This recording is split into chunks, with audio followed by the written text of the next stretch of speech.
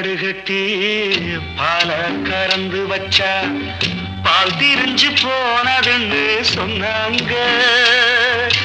சொன்னவங்க வார்த்தையிலே சுத்தமில்ல.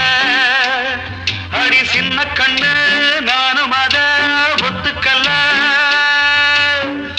உச்சி வகுந்தெடுத்து பிச்சி பூ வச்ச கிளி பச்சமலை பக்கத்தில மேயிருந்து சொன்னாங்க.